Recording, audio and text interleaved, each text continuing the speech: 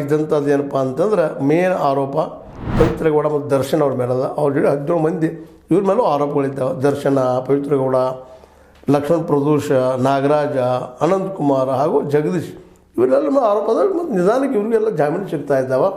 ಇದು ಎಲ್ಲಿ ವೀಕ್ ಆಗ್ತಾ ಇದೆ ಅನ್ನೋದು ಸರ್ಕಾರ ತನ್ನ ಪರವಾಗಿ ಏನು ಸಾಧ್ಯ ಪ್ರಯತ್ನ ಮಾಡ್ತಾ ಇದೆ ಅಂತ.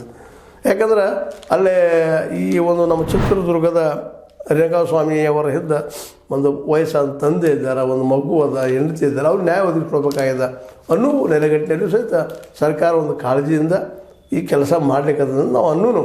ಯಾಕಂದ್ರೆ ಇವತ್ತು ಸುಪ್ರೀಂ ಕೋರ್ಟ್ ಇದ್ದಿದ್ದು ಸ್ಪಷ್ಟ ನಮ್ಗೆ ಕ್ಲಿಯರೆನ್ಸ್ ಮಾಡಿರಿ ಅದನ್ನು.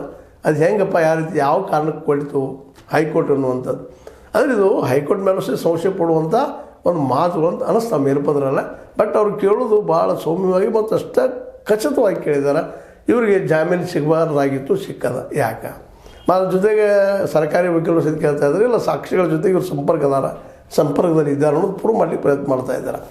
ಅದಕ್ಕೆ ನಮ್ಮ ಏನಪ್ಪ ಅಂತಂದ್ರೆ ವಕೀಲ ನಮ್ಮ ಸಿಬ್ಬಲ್ರವರು ಇಲ್ಲ ಏನೋ ಅದರಲ್ಲಿ ಎಲ್ಲರೂ ಭಾಗವಹಿಸಿದ್ರು ಅಂತ ಏನೋ ಒಂದು ತೆರಿಗೆ ಉತ್ತರ ಕೊಡ್ತಾ ಇದ್ದಾರೆ. ಅಷ್ಟು ಪರ್ಫೆಕ್ಟ್ ಅಂತ ಉತ್ತರ ಅದು ಅಲ್ಲ ಅನ್ನೋದು ಯಾರಿಗಾದ್ರೂ ಮೇಲ್ನೋಟಕ್ಕೆ ಅನ್ನಿಸ್ತದೆ. ಒಟ್ಟಾರೆಯಾಗಿ ನಟ ದರ್ಶನ ಸಿಕ್ಕಂಥ ಜಾಮೀನಿನ ಬಗ್ಗೆ ಇವತ್ತು ವಿಶೇಷವಾಗಿ ಸಿನಿ ರಂಗದಲ್ಲಿಯೂ ಆದ ಸಂಶಯಗಳಿದ್ದಾವೆ, ಗೌರ್ಮೆಂಟ್ ಮಟ್ಟದಲ್ಲೂ ಸಂಶಯಗಳಿದ್ದಾವೆ.